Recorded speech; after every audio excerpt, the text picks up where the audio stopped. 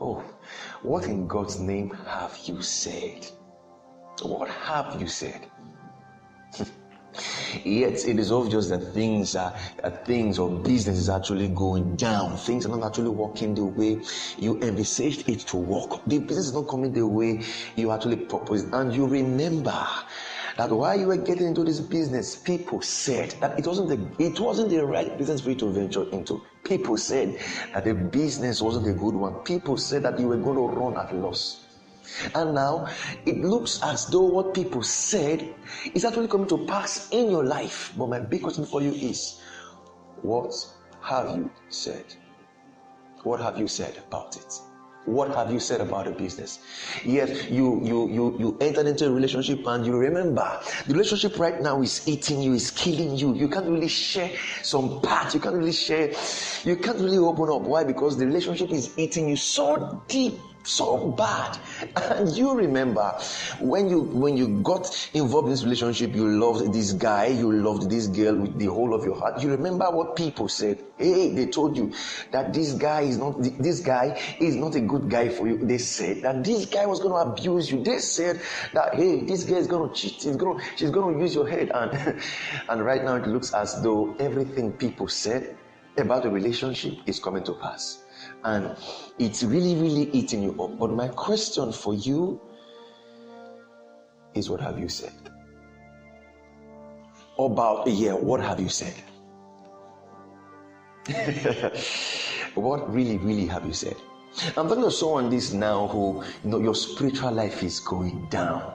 You're struggling. Outside, you look so strong. People see you and they're like, wow, this brother, this sister, she's so fervent. And in your mind, you really know that, wow, these guys, I actually wish they knew the me within the me. Deep down, you're starving. You're going down. And people, your friends told you those days when you actually started this race, they said he won't last. They said she won't last. They said, let us give him time. They said, let us give her time. She will come back.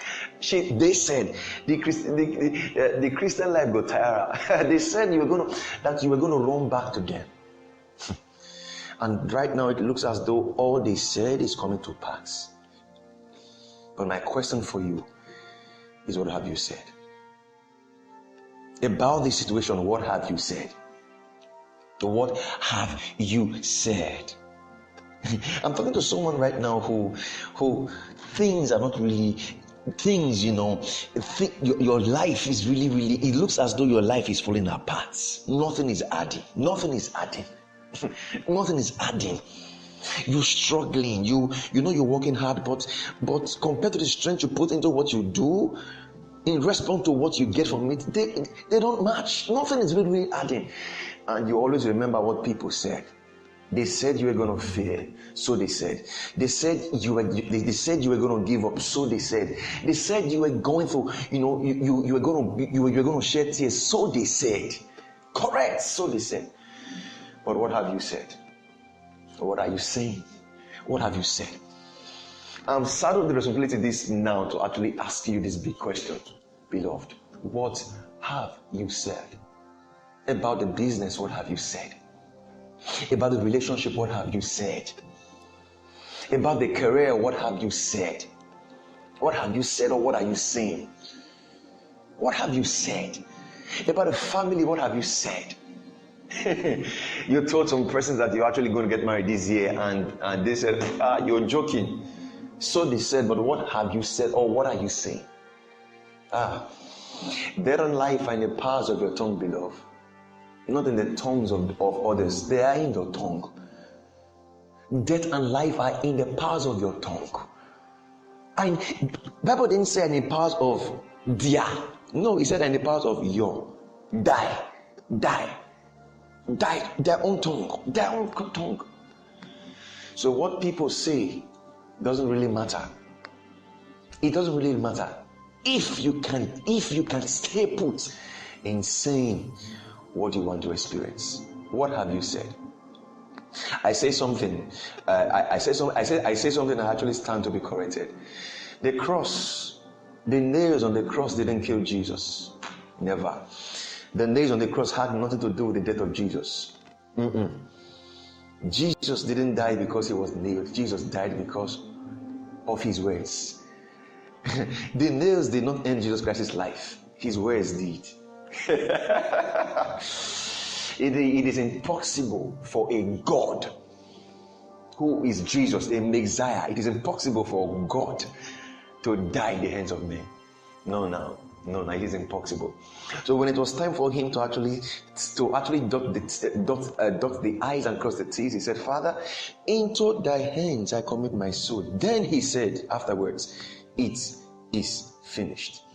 It was never over until he said those words. It is finished. So he ended his own quest against what the Pharisees were saying, against what the Jews and the Sadducees were saying. He determined his own end by his own words.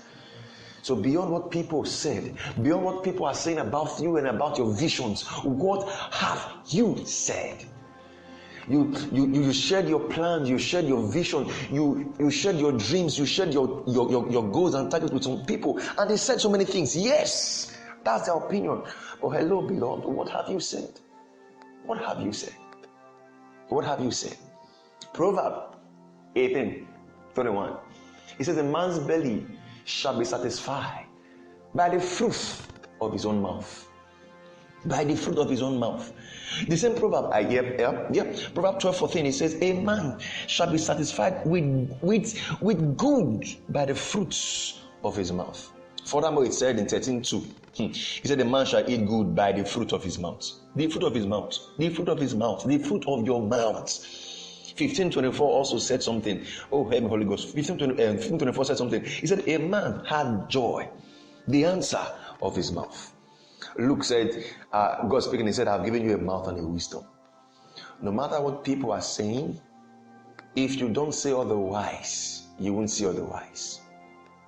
If you don't say contrary to what people are saying, you won't say contrary to what people are saying. Yes, they have said so many things about you, but what have you said? What have you said? The testimony is not in what they say, it's in what you say that came to pass. We succeed, we excel, we triumph in all that we do. I said earlier, I give you two options. You either succeed or you succeed. I give you two options. You either triumph or you triumph. Say something. Beyond what people are saying, beyond what people have said about you, say something. They said you're not good enough, but what have you said?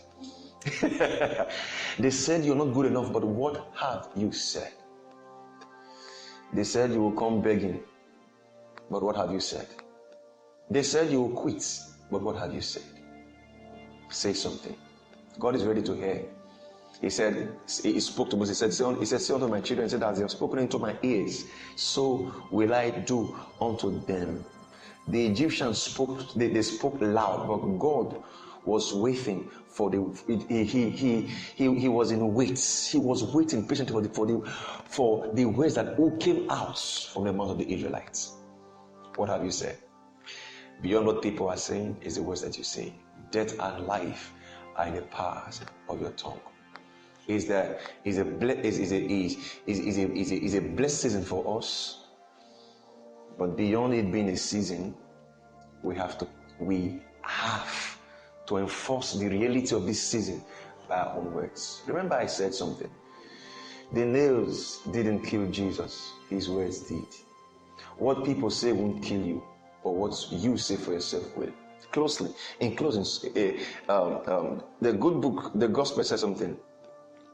He said, it is not what that goes into a man's body that defiles a man, but the words, the things that comes out of the man. What goes into your body is what you receive through hearing and the likes, but what comes out of you predominantly are words. So what have you said?